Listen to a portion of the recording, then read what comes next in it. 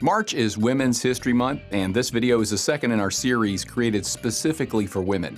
Now, a lot of this does apply to men as well, but I wanted to focus on financial areas I felt were especially important for women.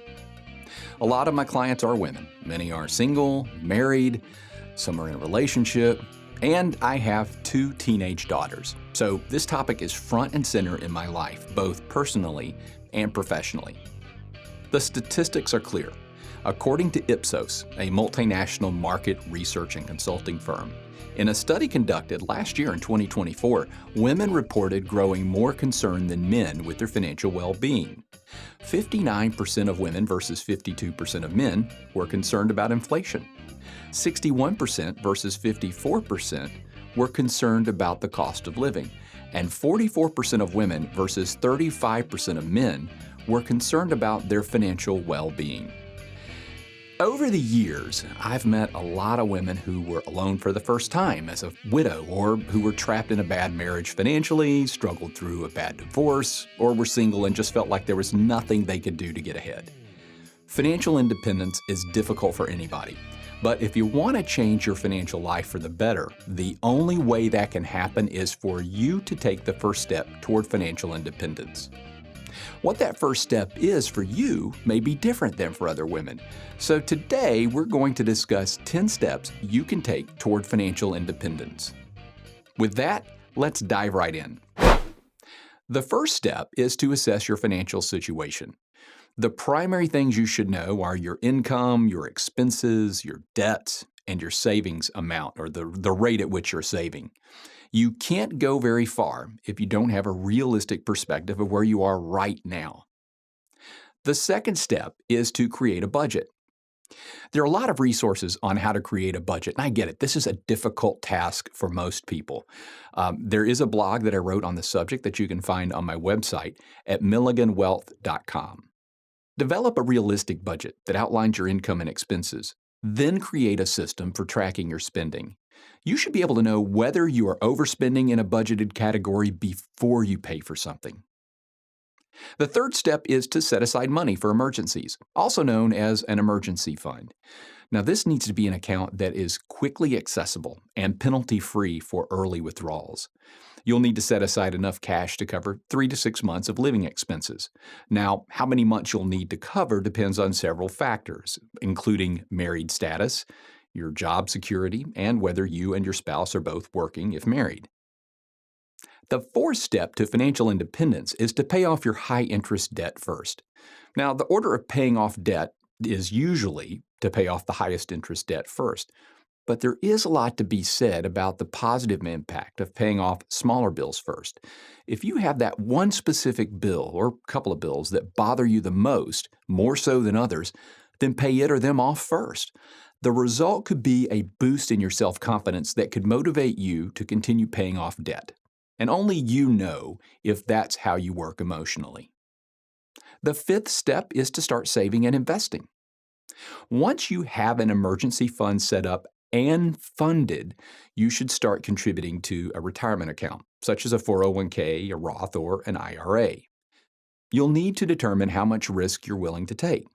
And that's often driven by your financial goals, which we'll discuss in a minute, the return you'll need to achieve those financial goals, and how long you have to achieve the goals. By understanding your financial goals, you'll have a better idea of how much risk you're comfortable with, and that'll help you to decide what types of investments you'll want in your retirement accounts.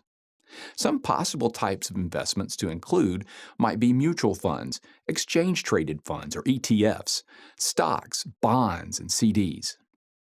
The sixth step is to increase your income. Women typically have income struggles for a lot of reasons. They often take time away from their work or careers to have children and to care for them.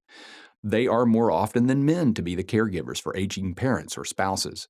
So look for a side hustle, freelance work, or be assertive and ask for a raise at your current job. Consider asking for stock options as well if your company has them. They may give out stock options a little bit more freely than raises. While that's not as desirable as a raise, since they do come with risks, they might still be some provided added value to your income stream over time. The seventh step is to educate yourself. You're doing that right now, so keep learning about finance, money management, and investing. Seek out information through reputable sources and beware of those fast money or get rich quick hustlers. The internet's full of them, and I've seen too many people get bad advice that really hurt them financially. Number 8 is to set financial goals. I always say that you can't know how to get to where you want to go if you don't know where that is. Setting financial goals can be difficult or fun. It depends on your perspective. There's a lot of psychology to the process because goal achievement results in satisfaction or happiness. I like to start the process by writing out a list of everything that I want to do or accomplish in life, everything that would make me happy if I accomplished it. And once you have that list, narrow it down to your top 5 to 8 items.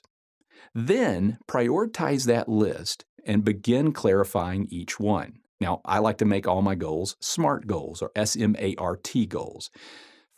For more information about SMART goals, you can see my blog, 5 Steps to Simplify Budgeting, at milliganwealth.com/blog/5 Steps to Simplify Budgeting.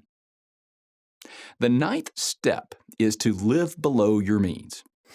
Now, this is my favorite one. I'm just kidding. It is absolutely one of the hardest steps in this process.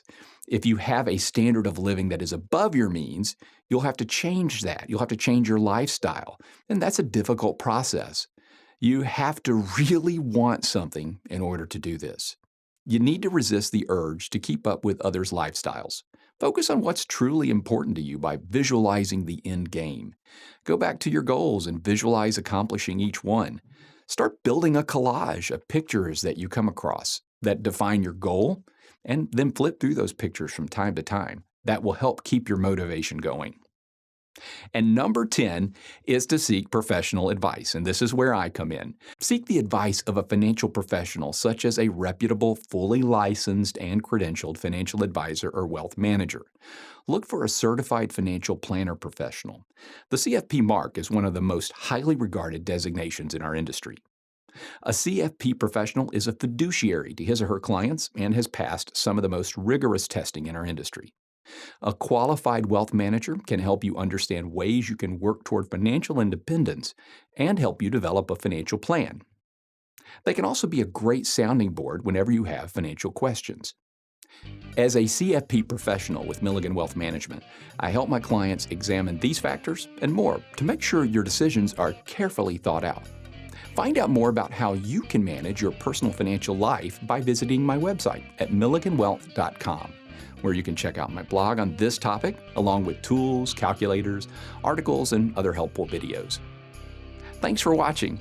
If you found this video helpful, please share it with others and subscribe to my Milligan Wealth YouTube channel for more insightful content on financial planning. Until next time, I'm Bud Milligan, your financial bud.